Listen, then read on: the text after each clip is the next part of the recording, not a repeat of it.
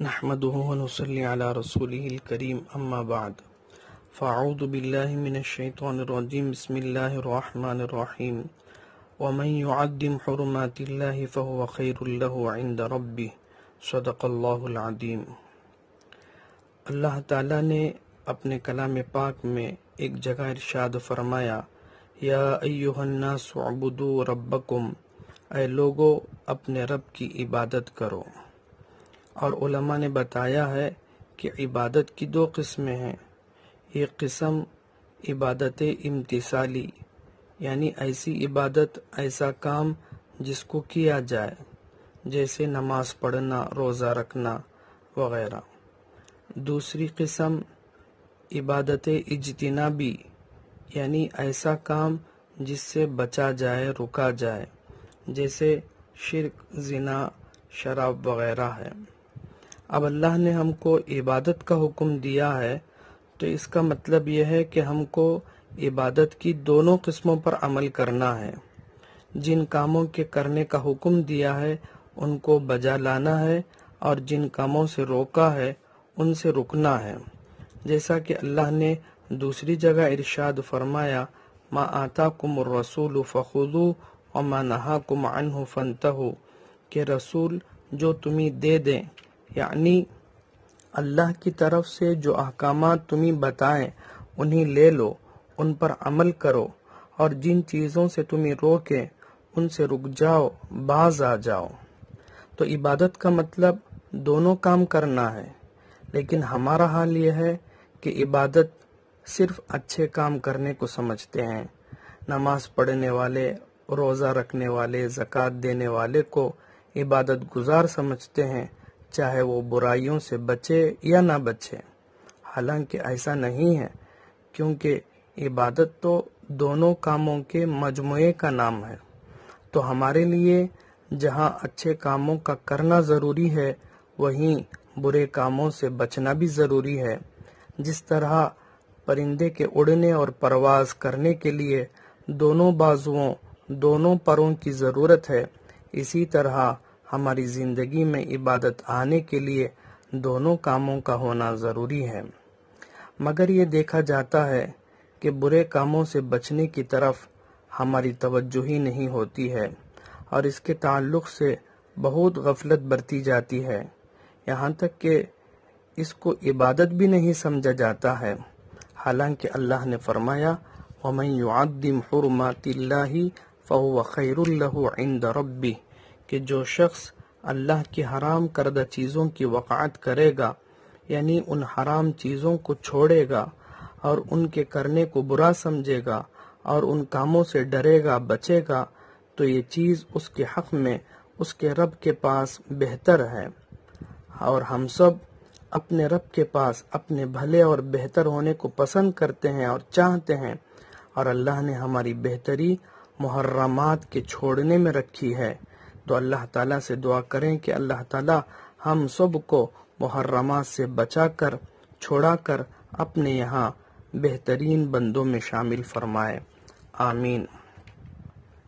مشکوٰۃ شریف میں حضرت ابو ہریرہ رضی اللہ عنہ سے روایت ہے، وہ کہتے ہیں کہ رسول کریم صلی اللہ علیہ وسلم نے فرمایا، کون شخص ہے جو مجھ سے ان کلمات کو، یعنی 5 باتوں کو سیکھے اور پھر ان پر عمل کرے، یا اس شخص کو سکھائے جو ان پر عمل کرنے والا ہو۔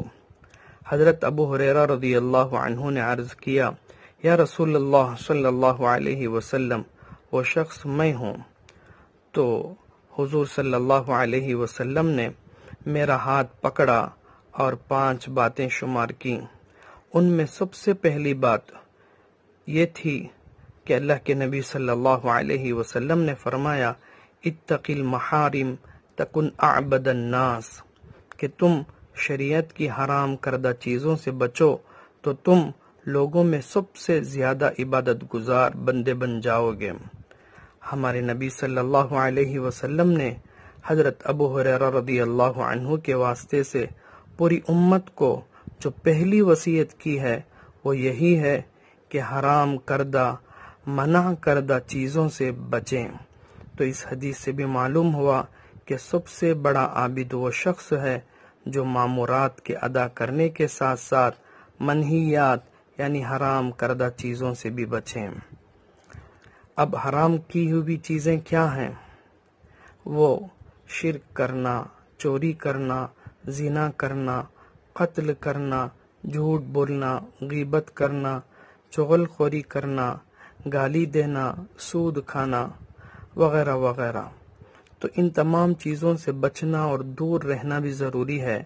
قرآن و حدیث میں ان چیزوں سے بچنے کا حکم دیا گیا ہے، مگر ہمارا حال یہ ہے کہ ان میں سے بعض چیزوں کو تو ممنوع اور حرام سمجھتے ہی نہیں ہیں، خصوصاً جو محرمات زبان سے متعلق ہیں ان سے بے حد غفلت برتی جاتی ہے، جبکہ نبی پاک صلی اللہ علیہ وسلم کی کئی احادیث مبارکہ میں بری چیزوں سے زبان کی حفاظت کا حکم ہے، یہاں تک کہ نبی صلی اللہ علیہ وسلم نے زبان اور شرمگاہ کی حفاظت پر جنت کی ضمانت دی ہے۔ اور ایک جگہ حضرت عقبہ رضی اللہ عنہ نے نبی کریم صلی اللہ علیہ وسلم سے پوچھا ہے کہ نجات کیا ہے، یعنی نجات کن چیزوں میں ہے؟ تو نبی صلی اللہ علیہ وسلم نے سب سے پہلے فرمایا املک علیک لسانک، کہ تم اپنی زبان کو قابو میں رکھو، یعنی بری چیزوں سے زبان کی حفاظت کرو۔ پھر فرمایا کہ تم اپنے گھر کے اندر رہو، بے ضرورت باہر نہ گھومو۔ پھر فرمایا اپنی غلطی پر، اپنے گناہ پر رو، ان چیزوں میں نجات ہے۔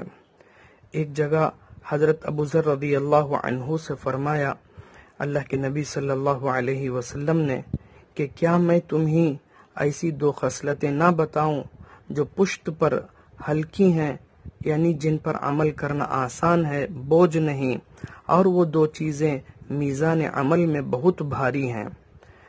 پھر فرمایا ان میں پہلی چیز لمبی خاموشی ہے، یعنی بری چیزوں سے، بری باتوں سے، بے ضرورت باتوں سے خاموش رہنا، یہ ہے سب سے پہلی خصلت۔ دوسری خصلت حسن اخلاق ہے۔ ایک اور جگہ نبی پاک صلی اللہ علیہ وسلم نے فرمایا من صمت نجا، جو خاموش رہا وہ نجات پایا۔ تو معلوم ہوا کہ برائیوں سے، حرام چیزوں سے، جھوٹ سے، غیبت سے خاموش ہو جانا ہی نجات ہے۔ ایک دن حضرت عمر رضی اللہ عنہ نے حضرت ابو بکر رضی اللہ تعالی عنہ کو دیکھا کہ ابو بکر رضی اللہ عنہ اپنی زبان کو کھینچ رہے ہیں، تو عمر رضی اللہ عنہ نے فرمایا رک جائیے، چھوڑیے، اللہ آپ کی مغفرت فرمائے، یہ کیا کر رہے ہیں؟ تو ابو بکر رضی اللہ عنہ نے زبان کی طرف اشارہ کر کے فرمایا یہی چیز ہلاکتوں میں ڈالنے والی ہے، اللہ کی منع کردہ چیزوں میں ڈالنے والی یہی چیز ہے۔ یہ حضرت ابو بکر رضی اللہ عنہ کا حال ہے، اور ہمارا حال کیا ہے کہ ہماری زبانیں چلتی ہیں تو قینچی سے بھی تیز چلنے لگتی ہیں، کبھی جھوٹ بولتی ہیں، کبھی غیبت کرتی ہیں، کبھی چغلی کھاتی ہیں، کبھی لعنت کے کلمات، کبھی گالیاں بکنے لگتی ہیں، اور ہمیں ان کے حرام ہونے کا احساس تک نہیں ہوتا ہے۔ جبکہ حدیث میں آتا ہے کہ بندہ جب جھوٹ بولتا ہے تو اس کے جھوٹ کی بدبو کی وجہ سے فرشتہ 1 میل دور چلا جاتا ہے۔ اور ایک حدیث میں غیبت کے متعلق فرمایا کہ غیبت زنا سے بھی سخت ہے۔ صحابہ رضی اللہ عنہم اجمعین نے پوچھا کہ یا رسول اللہ صلی اللہ علیہ وسلم، غیبت زنا سے زیادہ سخت کیسے ہے؟ تو آپ صلی اللہ علیہ وسلم نے فرمایا کہ آدمی جب زنا کرتا ہے تو توبہ کرتا ہے اور اللہ اس کی توبہ قبول کر لیتا ہے، اور غیبت کرنے والا اس کی مغفرت نہیں ہوتی ہے یہاں تک کہ جس شخص کی غیبت کی گئی ہے وہ معاف کر دے۔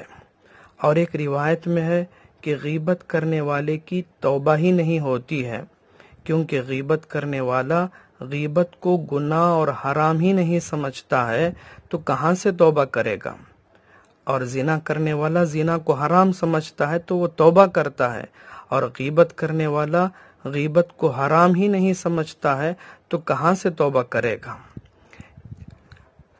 اسی طرح جو چیزیں حرام ہیں جن کی طرف توجہ ہی نہیں ہوتی ہے، ان میں سے ایک چیز ہے حرام غذا، جس کے استعمال کرنے سے بھی بہت لاپرواہی برتی جاتی ہے۔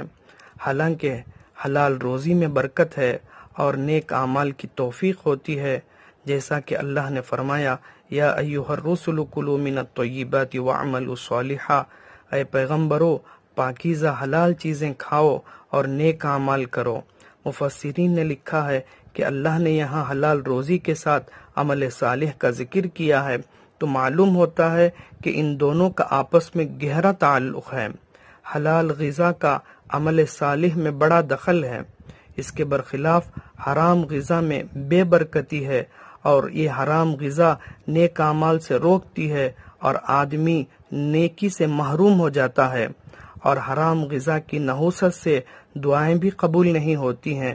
حدیث شریف میں آتا ہے کہ ایک شخص لمبا سفر طے کر کے آتا ہے، اس کے بال پراگندہ اور جسم غبار آلود ہوتا ہے، وہ اپنے ہاتھ کو آسمان کی طرف بلند کر کے کہتا ہے اے میرے رب، اے میرے رب، حالانکہ اس شخص کا کھانا حرام، پینا حرام، لباس حرام ہے اور حرام غذا سے وہ پلا ہوا ہے، تو اس کی دعا کیسے قبول کی جا سکتی ہے؟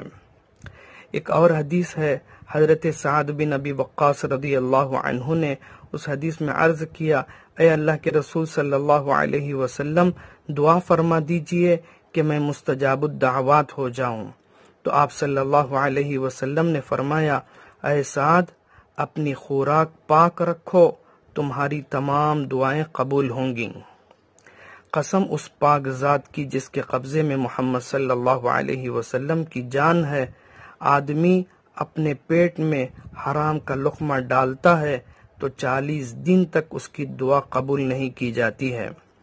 ایک جگہ رسول صلی اللہ علیہ وسلم کا ارشاد گرامی ہے کہ سود کا 1 درہم 33 زنا سے بڑھ کر ہے، اور جس کا گوشت حرام سے پیدا ہو تو آگ اس گوشت کے زیادہ لائق ہے۔ آج ہمارے ارد گرد میں کتنے ایسے لوگ ہیں جو سود میں پھنسے ہوئے ہیں، اور کتنے ایسے لوگ ہیں جو اپنی اولاد کو جوے کی کمائی سے کھلا رہے ہیں اور جھوٹ بول کر پیسے کما رہے ہیں، اور مال بیچنے کے لیے جھوٹی قسمیں کھا رہے ہیں، اور ان سب کاموں کو حرام تک نہیں سمجھتے ہیں، بلکہ الٹا ان کاموں کو کمال اور ہوشیاری سمجھتے ہیں۔ نہیں، ہرگز نہیں، یہ ہوشیاری ہو ہی نہیں سکتی ہے، بلکہ یہ شیطانی دھوکہ ہے، اور یہ عقل ماری جانے کی علامت ہے۔ اللہ تعالیٰ سے دعا کریں کہ اللہ تعالیٰ پوری امت مسلمہ کو حلال چیزیں اپنانے اور حرام چیزوں سے بچنے کی توفیق عطا فرمائے، اور اپنے عبادت گزار بندوں میں شامل فرمائے، آمین۔ وآخر دعوانا الحمد للہ رب العالمین۔